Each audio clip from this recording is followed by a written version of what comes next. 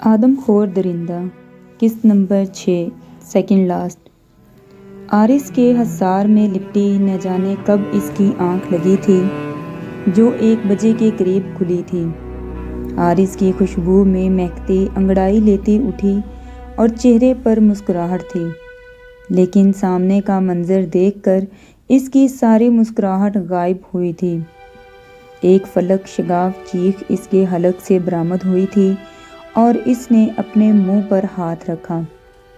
इसकी नज़र उस मुर्दा शख्स से ना हट रही थी। यकीनन ये शख्स इनके घर दूध देने आता था, जो बेचारे आरिस का शिकार हो गया था। सामने का मंजर कुछ यूं खौफनाक था। इस मुर्दा शख्स के सीने पर गोश्त मौजूद ना था और आरिस इसके सामने बैठा दोनों हाथों से इसके सीने से गोश्त निकाल कर खा रहा था। इसके कपड़े भी खून से भरे हुए थे।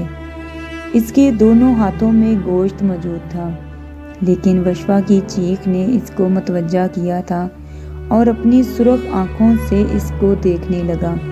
कपड़े भी इसकी आंखों का साथ दे रहे थे। आरिस ने वशवा की नज़रों के ताक़ुब में देखा, जो इस मुर्दा शख्स को आंखें फाड़े देख रही थी। इसको यूं देखता पाकर आरिस एक शिकारी की मानिंद हंसा था। इसकी हंसी पर वो इसकी तरफ मतवज्जा हुई और सहम गई, क्योंकि वो इसकी तरफ बढ़ रहा था।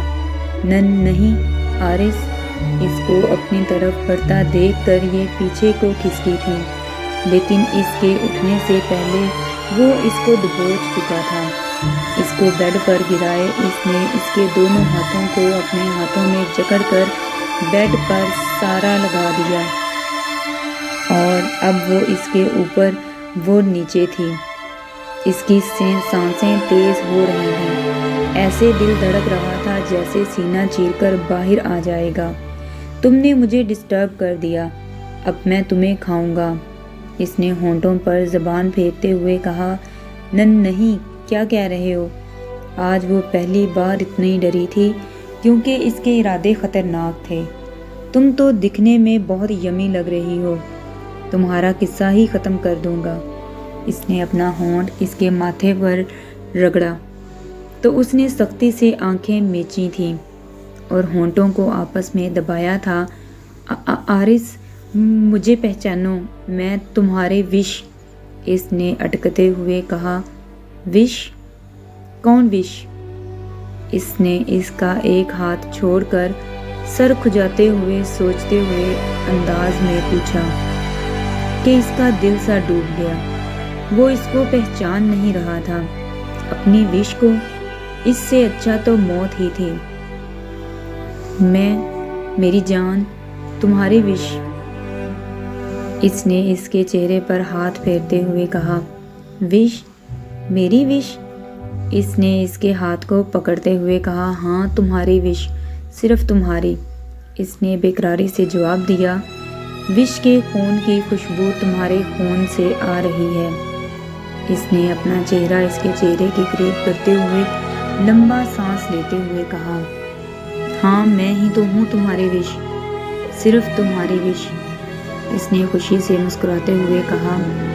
विश? विश? कौन विश? मैं किसी विश को नहीं जानता, इसने इसके हाथों पर गिरफ्त सख्त करते हुए कहा तो उसकी मुस्कुराहट भी गायब हुई और दर्द से दबी दबी चीख निकली थी।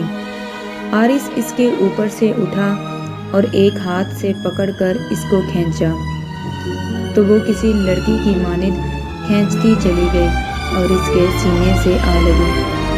आरिस ने इसके दोनों हाथों को मरोड़ते हुए पीछे लगाया और अपने होंठों से इसके चेहरे को छूने लगा और गर्दन पर आकर रुका। इसकी गर्म सांसें वो अपनी गर्दन पर महसूस कर रही थी। फिर इसको महसूस हुआ कि इसके दांत इसकी गर्दन पर पड़े हैं। इसको अपनी रूह फना होती महसूस हुई थी। जैसे जैसे दांत इसकी गर्दन में गड़ रहे थे, इसके हाथों पर गिरफ्त ढीली पड़ गई थी, तो इसने अपनी पूरी जान को धोखा दे दिया था। वो पीछे को हुआ और इसकी गर्दन से खून रस रहा था।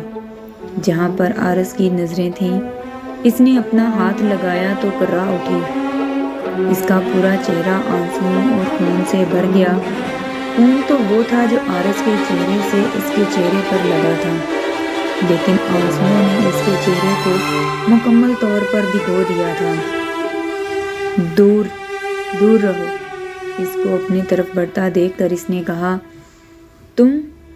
عارض کچھ بولنے لگا کہ سر میں درد کے باعث اس نے اپنا سر تھاما اور پاگلوں کی طرح چیزیں توڑنے لگا۔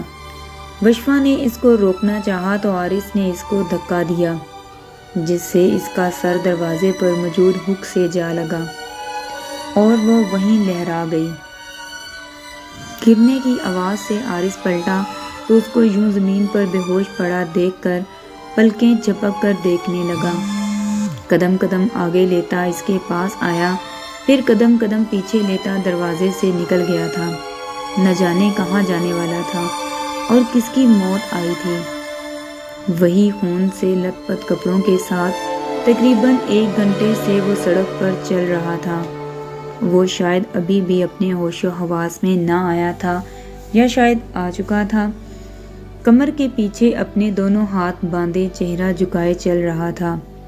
میں اب کبھی نہیں جاؤں گا، میں اس کو بہت نقصان پہنچا چکا ہوں، خود سے کہتا رہتا تھا۔ اگر وہ ملی بھی تو اس کا سامنا کیسے کروں گا؟ اس نے لمبا سانس کھینچا تھا۔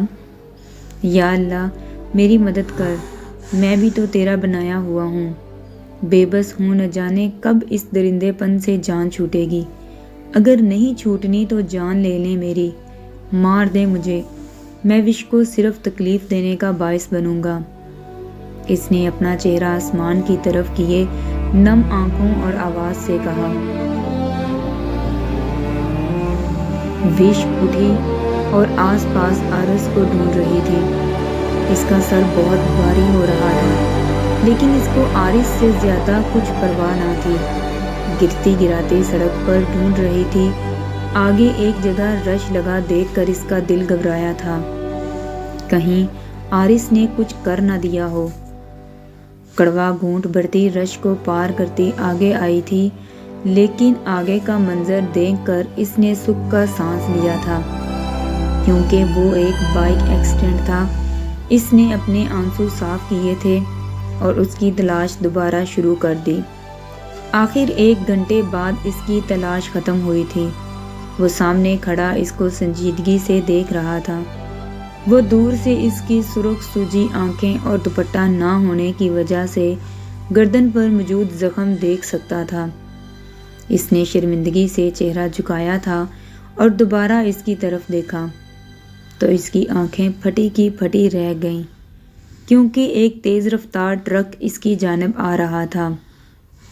وش بیک پر دیکھو، پیچھے ہٹو، اس نے چلا کر وش کو آگاہ کیا اور اس کی طرف دوڑ لگا دی، لیکن تب تک وہ ٹرک وشفا کو اپنا نشانہ بنا چکا تھا۔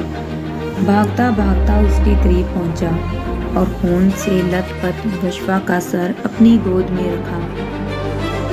وش look at me, open your eyes Vish, اس نے اس کا چہرہ تھپتھپاتے ہوئے کہا تو اس نے بند کھلی آنکھوں سے اس کی طرف دیکھا۔ میں تم سے بہت پیار کرتی ہوں عارض۔